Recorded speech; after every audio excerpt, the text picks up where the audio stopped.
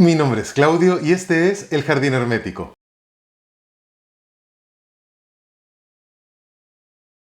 Hoy nos vamos a adentrar en 2 obras de un autor contemporáneo español, David Uclés. Un autor joven que ha causado gran revuelo y controversia en el panorama de la literatura española contemporánea. Uclés, nacido en 1990, va a encarnar esa hibridez propia de la escritura moderna, simbólica, abierta a la experimentación formal, que toma lo tradicional y le da una vuelta en sus 2 obras más recientes, La península de las casas vacías y La ciudad de las luces muertas. 2 obras que nos invitan a recorrer un paisaje torturado, extraño, onírico, pero que no han dejado de causar interés en estos últimos años. ¿Me acompaña? David Uclés Vilches nace el 21 de enero de 1990 en Úbeda. Al nacer en Úbeda, una rica ciudad española en tradición, en cultura y con una arraigada tradición andaluza, Uclés se va a posicionar en un lugar de cruce entre lo nacional, entre lo local incluso, y lo cosmopolita. Uclés desde joven mostró inclinación hacia las artes, desarrollándose no solo como escritor, sino también como músico. Toca el arpa, el piano, el acordeón y la guitarra, y además tiene una faceta de dibujante. Esta condición polifacética para plasmar su sensibilidad artística siento que no debe entenderse como una dispersión, sino como correspondencia entre distintas disciplinas artísticas. En cuanto a su formación académica, Uclés es licenciado y máster en traducción e interpretación, y las lenguas que habla, al parecer, según he investigado, es alemán, francés e inglés, con estudios cursados en la Universidad de Córdoba, en la Universidad de Murcia y en la Universidad de Múnich. Su labor de traductor y los distintos lugares donde le ha permitido, estoy pensando en Alemania, en Suiza, en Francia, en Inglaterra, en Galicia o en el País Vasco, le ha permitido tener el sabor de lo local muy presente, pero también una mirada muy cosmopolita a la cultura europea. La figura de Uclés emerge con fuerza en los primeros años del siglo XXI. Tiene 4 obras publicadas, las últimas 2 son las más famosas, pero su primera obra es de 2019, El llanto del león, galardonada con el Premio Complutense de Literatura. Después saca el 2020 Emilio y Octubre y más recientemente, y la más famosa, La península de las casas vacías del 2024, que en un minuto más conversaré de ustedes de su argumento y mi apreciación personal. Y este año La ciudad de las luces muertas, obra con la que obtuvo el famoso premio Nadal este mismo año. La lista de premios de Uclés es bastante larga, no se las quiero decir, pero bueno, lo pueden googlear y verán que ha recibido bastantes galardones en estos últimos años. Es interesante, Uclés, yo no soy muy experto en literatura española contemporánea, pero sí es cierto que por las pequeñas escalas que he hecho, las cosas que he leído, de lo que conozco, es generación de autores que están escribiendo ahora, son muy jóvenes, muy preparados, sobradamente preparados, que tienen un gusto por la tradicional, pero sin perder nunca el norte de lo global. También es cierto porque, bueno, han crecido con la herramienta de internet, pero sí es cierto que en la pluma y en ese gusto por lo tradicional hay una crítica, no la asumen como verdad, sino hay una lectura relativizadora que pone en cuestión ciertos valores que en principio deberían ser canónicos, pero se dan cuenta que, bueno, como casi todo en la vida, es cultura, es historia, ha sido transmutado para ofrecernos una visión tal vez idealizada del lugar donde vivimos, que no por esto dejan de manifestar un profundo cariño por su terruño, por la patria chica. En este video, como les comenté anteriormente, vamos a hablar de estas 2 novelas. Quiero contarles mis experiencias lectoras.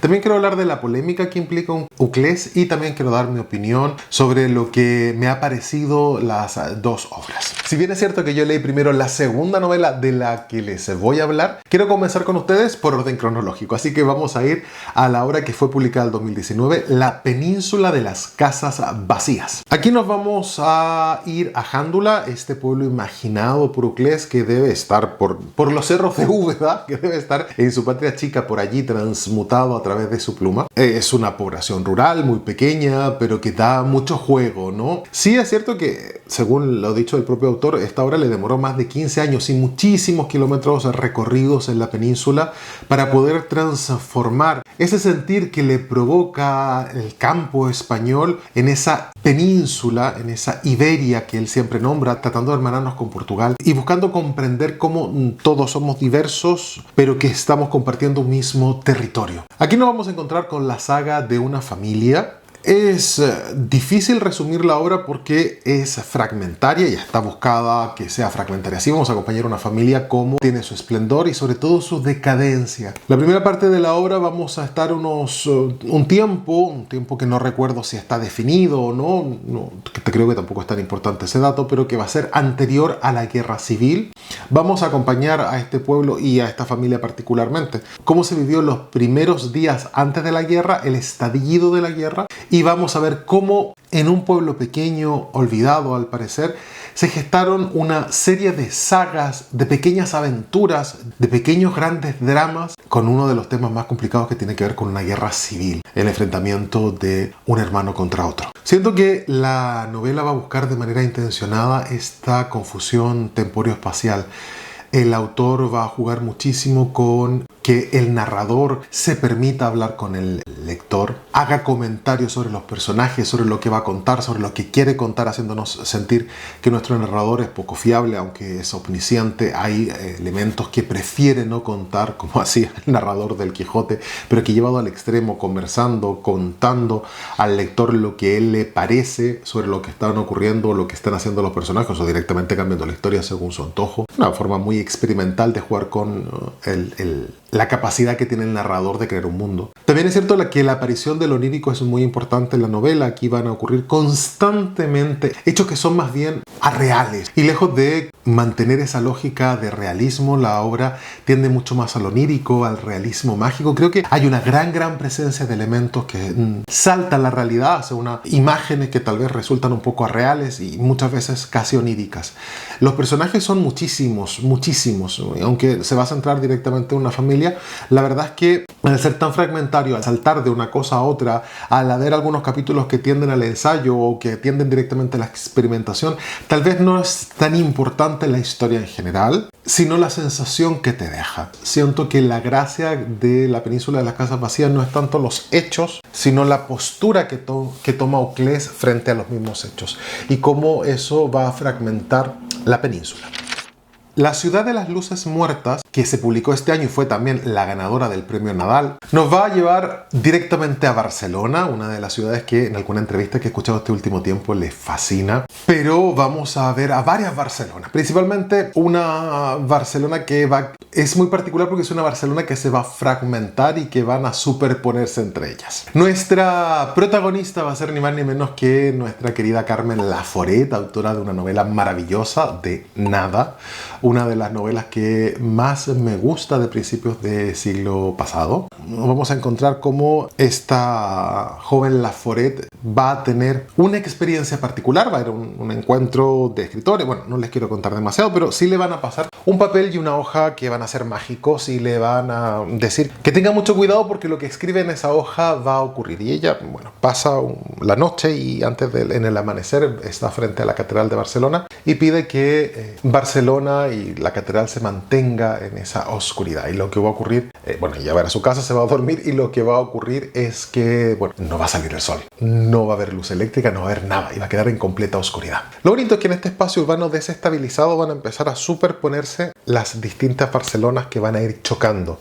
¿Y eso qué va a permitir? Va a permitir contactar a distintas personalidades del mundo del arte, del deporte, de la pintura, de la música, a encontrarse en las calles de Barcelona, porque como están superpuestas, así se van a encontrar personajes que nunca se encontraron. Pablo Picasso era llorar a Simone Weil, Julio Cortázar le tomará una foto, le hará un retrato a Carmen Laforet, Roberto Bolaño adelantará su muerte, Antonio Gaudí cogerá un barco y atravesará el océano. En fin, y muchos personajes más, Gabriel García Márquez, Montserrat Caballé, Mercè Rodoreda y otras figuras más históricas que han pasado por la ciudad condal o que son de allí y que la representan. Lo bonito siento yo que esta novela tiene que ver con cómo las escenas se van a superponer y esa extrañeza va a erosionar la lógica, porque en esa suerte de ucronía Barcelona se va a transformar en un cajón desastre donde van a ocurrir un montón de encuentros necesarios para comprender la cultura de España, pero sobre todo la cultura catalana. Es una muy interesante reflexión sobre el olvido, la identidad, el tiempo, y a mí particularmente me gustó bastante más que La Península de las Casas Vacías. Bueno, pero ya les daré mi opinión.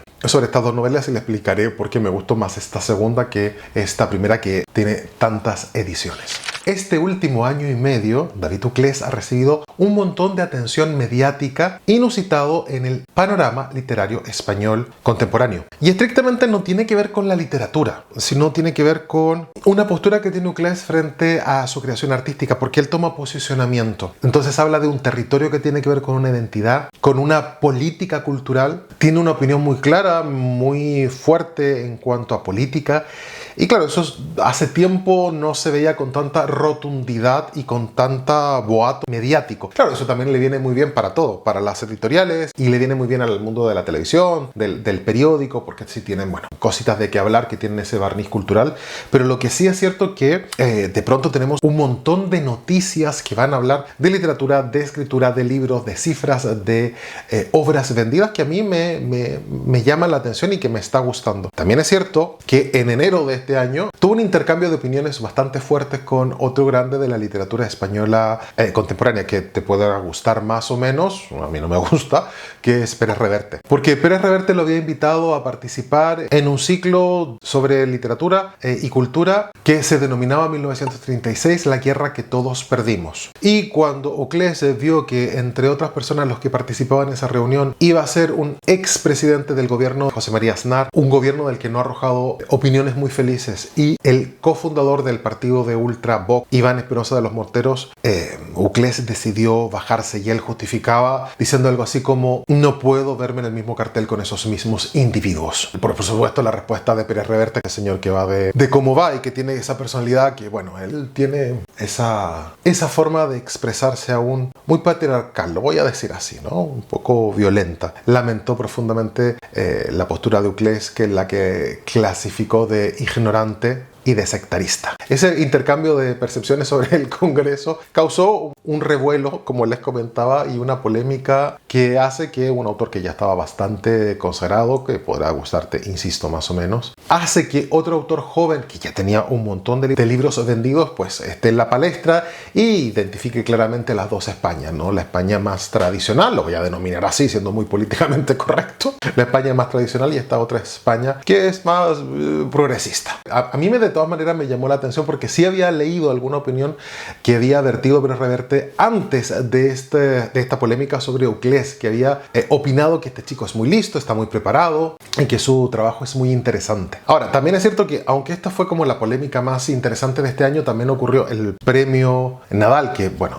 la cuantiosa cantidad de dinero que recibe también tiene mucho de polémico. Saben que todos los premios tienen algo de polémica y siempre levanta roncha, pero sí es cierto que la península de las casas vacías lleva vendido más de 300.000 copias y más de 30 ediciones. Por lo tanto, la figura de Uclés de pronto ha dejado de estar solamente en el ámbito literario con esas cifras y ha entrado a ser un tema de conversación en otros ambientes, no solamente el literario. También hay que destacar que el autor ha recibido un montón de ataques en las redes sociales y, evidentemente, cruzando la línea de lo literario. Ha recibido críticas y amenazas fascistas, insultos homófobos, burlas sobre su apariencia, sobre su estética, y de hecho el autor llegó a cerrar X, antes Twitter, precisamente porque no tenía por qué exponerse a ese tipo de comentarios. Y esto mismo, para los más suspicaces, ha hecho pensar que todo esto de mira, me voy de X, mira, he peleado con Pérez Reverte, mira, me abandero por la izquierda, es una estrategia de marketing para llamar la atención sobre una creación literaria que para muchos no es tan alta o que directamente es mala. Ahora, más allá del ataque ad hominem, creo que también es interesante destacar lo que ha dicho la crítica sobre su obra, que lleva poco tiempo en el mercado, pero sí he podido leer alguna reseña que tiene cierto interés y que por lo menos a mí me ha resonado con la lectura de estas dos novelas. Bueno, principalmente la crítica ha observado que este suerte de derivado del realismo mágico macondiano de 100 años de soledad, pues no resulta bien, porque aquí está llevado demasiado al exceso, y la gracia del realismo mágico es que es realista y que de pronto hay despuntes de este desaforo mágico que te lleva a otras dimensiones y que le agrega un punto onírico y un punto de realidad, pero que en general la construcción de 100 años tiende a tener una prosa veloz, pero una prosa que tiende a reflejar una realidad imaginada, idealizada, todo lo que tú quieras, pero son son ciertos despuntes de desaforo. Aquí constantemente, si no cada párrafo, en cada folio hay varios hechos que saltan de la realidad. También ese, como ya les decía, abuso de las técnicas posmodernas de la escritura, donde el narrador habla con el lector, donde les cuenta que va a cambiar algunos personajes, los va a hacer callar, los va a hacer entrar, los va a hacer salir de escena. Una vez está bien, 2 veces también, 10 veces, bueno, porque la novela es larga, pero cuando en cada cierto folio el narrador tiene que dar su opinión, también resulta cansador. Y sobre todo la gran pluralidad de personajes, tanto en la una como en la otra. En las 2 novelas pasa lo mismo. Hay muchísimos personajes y muchas veces cae en una suerte como de receta, donde hay pequeños fragmentos que se van uniendo en una suerte como de narración enmarcada, donde 2 o 3 personajes les va a ocurrir una acción y se van concatenando estas pequeñas imágenes para que en el marco de la historia general tengan sentido. Pero cuesta seguir una sola onda, una sola historia, sino más bien son pequeñas historias que todas juntas configuran una gran historia. Eso está muy bien si está bien hecho, si está bien logrado. Y creo que aquí se difumina un poco.